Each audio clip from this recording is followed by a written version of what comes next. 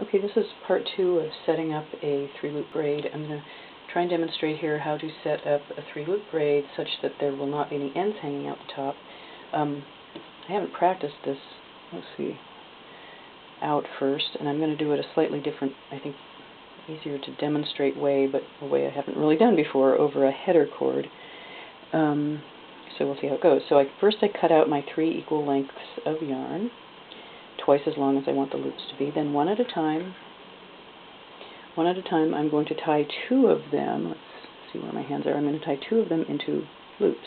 So here's the first loop. There we go. Doesn't matter which ones. I'll do the 2 gray. Here's the second loop. And the knot is actually going to be where my fingers are inserted, as opposed to the other way I showed to start when I'm braiding.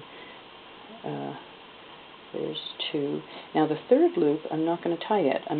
First, before I tie the third loop, I'm going to put those 2 that I just made through a header cord. Let's see if you can see that header. There's the header cord, this dark, probably look black, this navy strand. I'm going to put those 2 through and leave them there, or put them, I guess, the header cord through them. Now I'm going to get ready to tie my third loop. However, I'm going to take it and loop it through I don't know if this, let's see if this shows. This loop has to go through these 2 loops. In fact, never mind, I'm taking that header cord out. I think it's going to be easier to show this if I put this loop, the third one, is going through the other 2. This way braid will hang together at the top. And now I'm going to tie it. I'll put the header cord in next. So I'm tying it, and it is this third one. It wouldn't matter which color it was. Here's the red one. The third loop is now linked onto the first 2. Let's see if that shows. Yeah. Okay, so now I'll take the header cord, and I'm going to put the header cord through all the loops. At this point, I can actually just kind of align the loops. There. I'll put the header cord through them. The way I usually do this, instead of using a header cord, I drop these loops all together over the bar of my C-clamp, and that probably is easier. However, I cannot focus.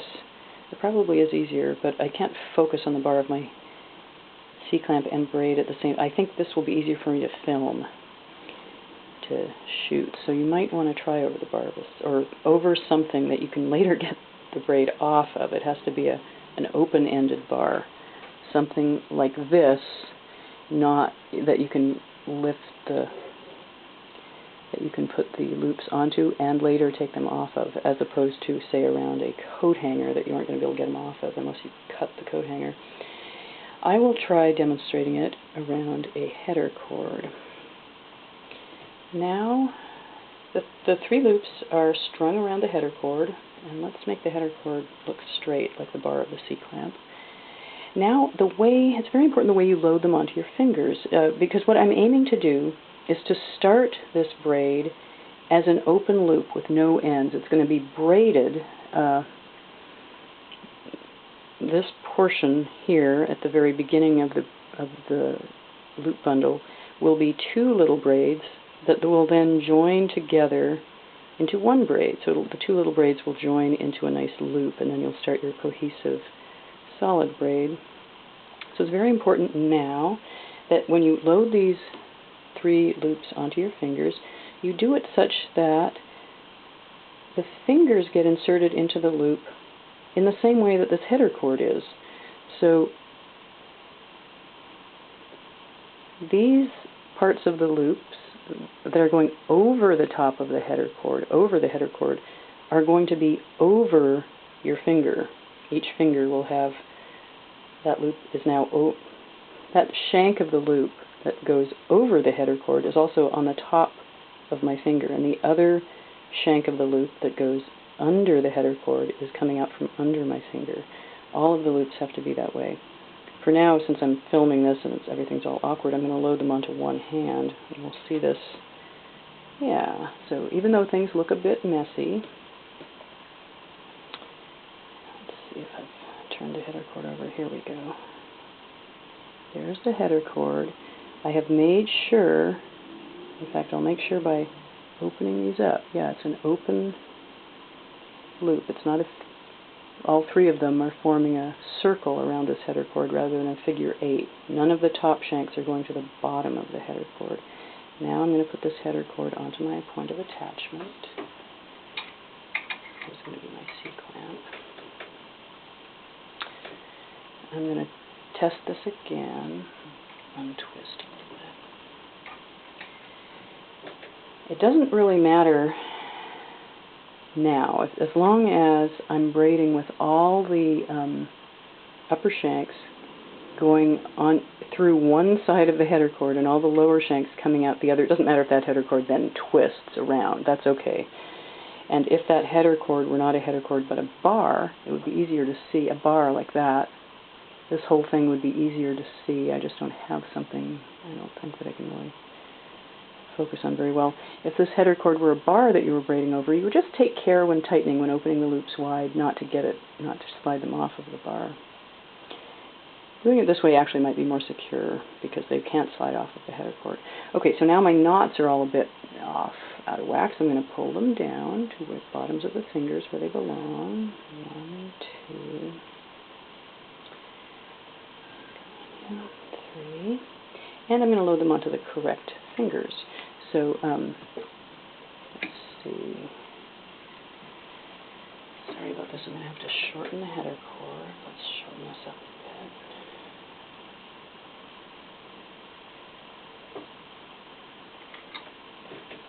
bit. Okay, that's better for the camera. Okay, so I need to put one of these loops onto my other hand, and I just need to make sure that I put it on such that the upper shank is on the upper side of the finger, just as it was on this hand. This is the one thing that's tricky about this, making sure the upper shanks all go to one side of the header cord and the lower shanks all go to the other, or you won't have a clean loop. Okay, so now I'm ready to braid, and I've made sure that one of these strands, it happens to be the red one, is linked through the other two. And now I will start to braid as I demonstrated, and I'm not going to do this particularly slowly. I already demonstrated that. I'm going to, oh, maybe I didn't demonstrate this. I'm going to braid a divided braid, so I'm not going to go through and take the upper shank. I'm going to go through and go through the loop that I'm going to take and take it from within the loop. Brought it through. I'm going to shift, tighten. I just took that, and when I tighten, they kind of separate this first few moves up at the header cord. I don't worry about that.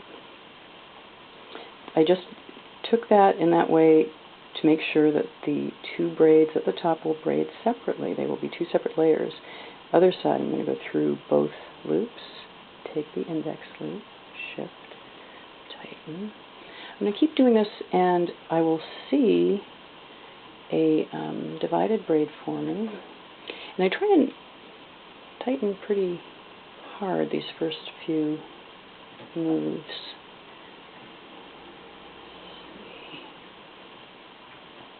I have another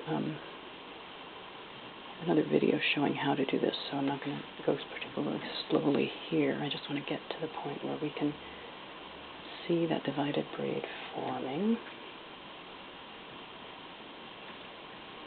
I'm kind of reaching around the camera in a very awkward way. For some reason, I made the loops too short. Where the camera is. Okay, so I don't know if I hold this up, maybe you can even see in the camera, but maybe not, that they're braiding separately. I'm going to park this onto the other hand, bring this off the C-clamp. And you can see here that the two braids are braiding completely separately. In fact, the header cord is, I could even remove the header cord here and put my two braids over my C-clamp. I think this, though, the header cord is at the right length for displaying the loops for the camera, so I'm going to leave the header cord in there. But you can see now I've been braiding two braids at once, and if I kept braiding this way, I could braid a doubly long, thin, it's like a pigtail braid. It's a 3-strand braid on each side. I could braid all the way out to the ends of my loops. I'd basically be at the loops. If I wanted this to be a double length braid, I would then cut the loops. But I'm going to make a loop, a buttonhole type loop at the top of this braid. So I'll braid a little more divided in this way that I've been braiding. So going through both the loops, don't forget, Ingrid, through both the loops to take the other. And probably, it's very hard to reach around to do the tightening because the camera's in the way, so this is the other way I showed in the other video, to tighten through the braid. Now that's quite a long loop. Okay, that'll show well. So now to join the split loop, the split braid, the divided braid into one braid, I'm going to start taking the upper part of the shank. I could alternatively take the lower shank. Either way will turn the loop that my finger takes. We'll turn it over, thereby connecting the lower surface and the upper surface of the braid. So I tend to take the top shank. Okay, tighten. Don't imitate the way I'm reaching like this. It's very awkward.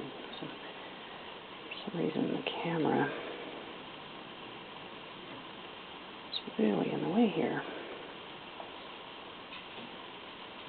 Although this is the way that I tighten, I'm reaching on one side or the other instead of pulling out symmetrically on both sides is a very helpful way to tighten a 3-loop braid. So that it tightens well.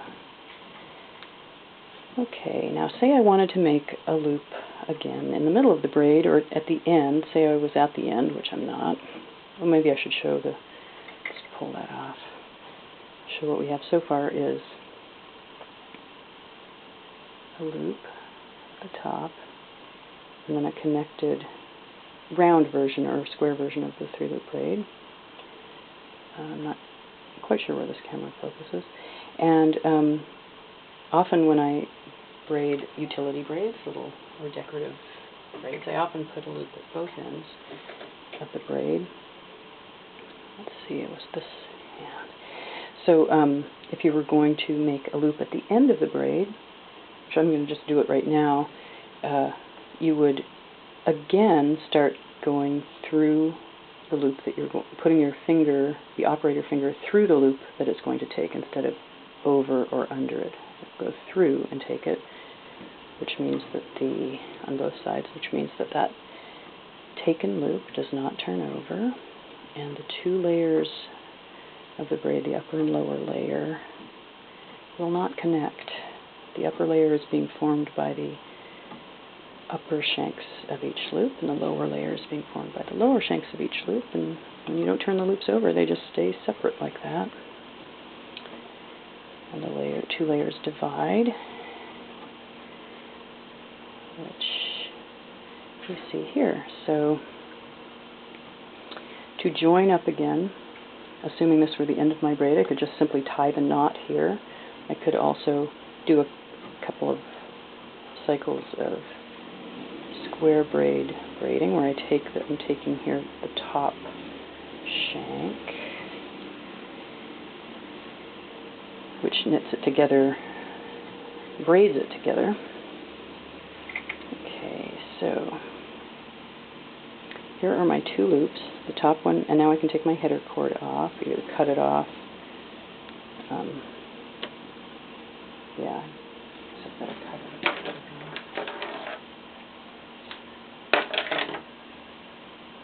So I'm taking the header cord out. If I had been braiding it over my C-clamp, I would just lift it off the C-clamp. And there's my little figure 8 braid.